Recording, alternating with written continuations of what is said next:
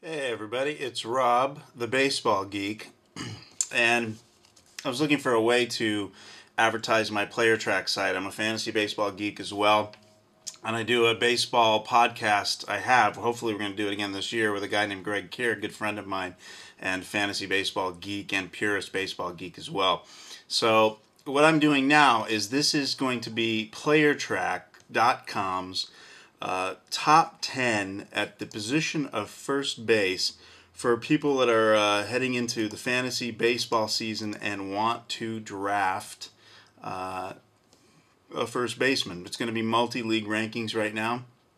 I'm going to try and add some text here, hopefully, and that will help guide. Now, obviously, the number one first baseman for anyone that's playing fantasy baseball on Player Track ranks him is Albert Pujols with his 331 batting average, a 431 on base percentage, 49 home runs, 137 RBIs.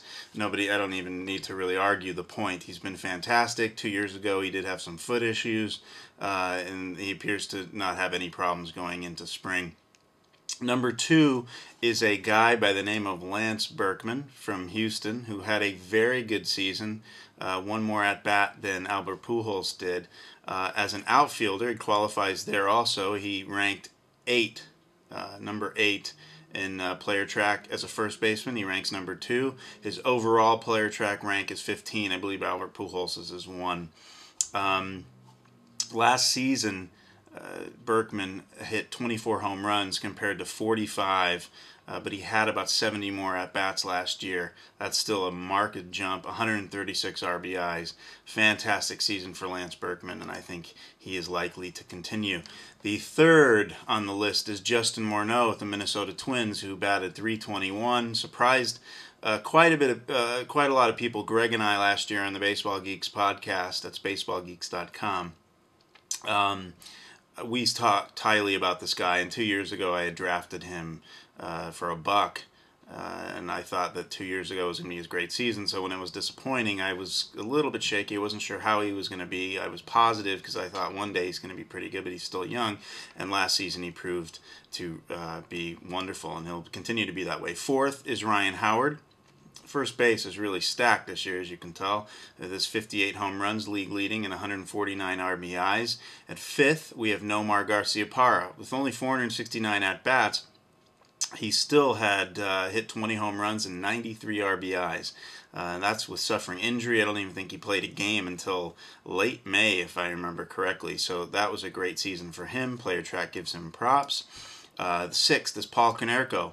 Still a pretty solid player if you're looking at for fantasy baseball in the first base position. 35 home runs, 113 RBIs, only a single stolen base, so you're not going to get that. But with this position, you're not really looking at stolen bases. That's no surprise. But a good option. 566 at-bats. He could be on the tail end of this bell curve, maybe just falling, but he's still a lock for 30-plus home runs and a 300 batting average, even if the team isn't going to do that well, like they didn't come back off their World Series win the following year last year. Now we get into some of the controversial stuff because Player Track will prorate players based on how they, even if with limited at-bats. And what Player Track will do is it makes sure that you know as the user that these are guys to be aware of by giving you the player's name in red. By the way, you can click the player name and it'll take you to a profile of past stats that we have in the database of Player Track. Number 7 comes in with Olmedo Saenz. Played for the Dodgers. I believe he's still with the Dodgers. Had 179 at-bats last year, but he hit 296. He had 11 home runs and 179 at-bats and 48 RBIs. Now, prorated, that's really darn good. The question is whether Olmedo Saenz is going to get any time. He played some third base. He had 9 starts at third base last year. He had 3 DH starts. Obviously, Grady Little wanted to get him some time. Not a bad option as a deep backup, though, unless he gets traded to some place that needs a first baseman. He might get some playing time. But given a substantial amount of playing time, I think he could do well. I wouldn't select him in a fantasy draft, but this is how he fared last year. The rankings are based with Player Track on it's historical, how players did last year in fantasy compared to each other under the 5-5 categories. Number 8 is also a red player, but this one makes a little more sense, and this is where player track can be valuable. So for people that forget or people that are new to fantasy, Derek Lee 2 years ago, he comes in at number 8, was a fantastic player, top of the line, he and Albert Pujols. And last year with injury woes, and his daughter got sick at the end of the season, so he had some problems. Only 175 at-bats. He only hit 286 compared to the season before was substantially higher. He did have an on-base percentage of 368, which was pretty darn good considering only 286. I'm trying to load it up right now. He had 8 home runs, 30 RBIs, and 8 stolen bases. That's the thing with Derek Lee. If there's any stolen base guy, and I think balance is key. Best thing to do at positions is to have every category taken care of if you can. He's probably the most solid all-category guy across the board. Having some internet issues now, so it's not coming up. So I can give you his previous year stats, but you can take a look yourself. You can even go to Player Track, go to the top of the page, Player Profiles, Message Board, and Player Search, and you can search for Derek Lee that way and find out his past stats. But a great option this season. People are probably going to forget. I can keep him this year in my money league, fantasy money league, for early 20s in dollars, and I think that's a no-brainer. There's some risk there, obviously, but I'm going for it. Another curious pick who's a red player and prorated is a guy by the name of James Loney, also a Dodger. We have 3 Dodgers in the top 10 for performance last year at first base. James only had 102 at-bats last year, but he hit 284. He scored 20 runs, and he had 4 home runs. So here comes Derek Lee finally, and that's interfering with my ability to continue on Mr. Loney.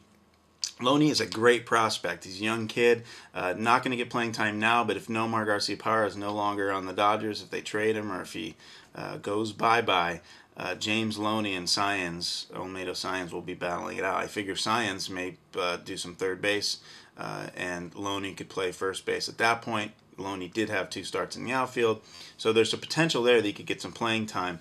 And 102 at-bats, also 18 RBIs, only a single stolen base. He struck out about 10% of the time. Good option, somebody to look at in the future, not somebody that I would pick. Obviously not a top pick for fantasy. Number 10, and we'll end there, is Jason Giambi, who had 70 starts at DH as a primary position for him, but he also had 68 starts at first base.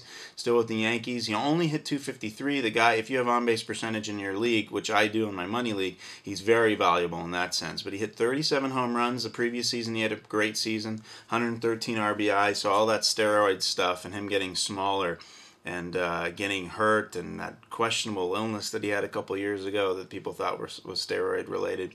Seems to be fine. He was on all cylinders again. A 971 OPS, a 558 slugging percentage.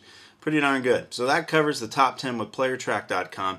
For watching this far, if you have, PlayerTrack.com normally is $12.99. Now the goal is $12.99 for the draft. It's basically a draft service. You can use it on the fly during your draft to find the best player according to category. It's worth it to take a look. It's free to take a look. You can see the top 10 in every list. But for watching this far, if you sign up as a new user, and the link is at the very top, there's a place for a coupon code.